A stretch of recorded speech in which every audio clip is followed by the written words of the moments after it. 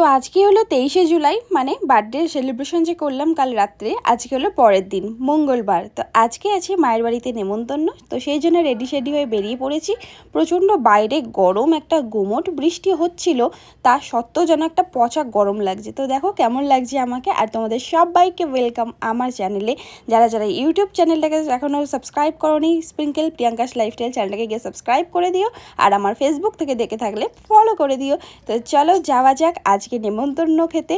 আজকে রান্নাবান্না থেকে ছুটি, আর আমরা মেয়েরা মাঝে মাঝে এরকম ছুটি পেলে কিন্তু দারুণ লাগে, কি বলো? তো চলো রাস্তায় এবার আজকেই দেখো এত পরিমাণ জ্যাম পড়াচ্ছিল, প্রচণ্ড জ্যাম। মানে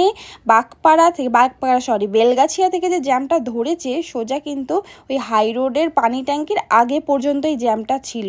তো যাই হোক চলো এখন বেরিয়ে পড়েছি। আর বেলগাছিয়ার রাস্তা তো ভীষণ সুন্দর, মানে মনে হচ্ছে যেন লাদাখ ফাদাখ চলে এসেছি। রাস্তাঘাটের অবস্থা দেখো, এগুলো অ্যাকচুয়ালি পাহাড়ি এলাকার মতো রাস্তা। আর বেলগাছিয়াটা কোনো দিনই শোধরাবে না, কোনো দিনই না। এখানে যতবারই রাস্তা হয় এখানটা ঠিক এরকমই হয়েছে। এখানের জন্য মনে হয় কোনো ব্রিজ বা লোহার রাস্তা হলে এখানটা একদম পারফেক্ট হবে। যাই হোক অনেক বাধা বিপত্তি কাটিয়ে চলে এসেছি আমরা এখন মায়ের বাড়িতে। আর হ্যাঁ, মায়ের বাড়িতে একটু এরকম অগোছালো দেখতে পাবে তোমরা, কারণ এখন মায়ের বাড়ি হচ্ছে, মিস্ত্রি কাজ করছে, সেই জন্য সব জিনিসপত্র, বৃষ্টি হচ্ছে যেহেতু, সিমেন্ট বস্তা ফস্তা সব ঘরেই ঢুকিয়ে রাখতে হচ্ছে, এরম ব্যাপার। তো চলো এখানে রান্না বান্নায় দেখো, এখানে চিকেন কষা, এখানে হয়েছে রাইস, আর এখানে সব রকম ভাজা হয়েছে 5 রকম, এখানে দই আর মিষ্টি। তো আজকের মেনু এটাই। আর চলো খাওয়া দাওয়া স্টার্ট করা যাক। তো বরমাসিকে দিয়ে দিয়েছে, আর যেহেতু বললামই তোমাদের মিস্ত্রিতে কাজ হচ্ছে বলে এখানটা বসে খেতে প্রবলেম হচ্ছিল, শেষমেশ কিন্তু বিছানায় টেবিল নিয়ে উঠেই পড়া হয়েছিল।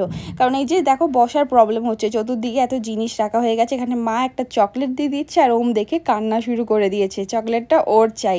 তো যাই হোক চলো এখন খাওয়া দাওয়ার পর্ব হচ্ছে। আর তারপরে বিকালবেলা ওম একটু খেলা করছিল, তো তোমাদের একবার দেখাই যে কি অবস্থা হয়ে আছে সামনেটাই। দেখো এখানে ঘর হচ্ছে আরও।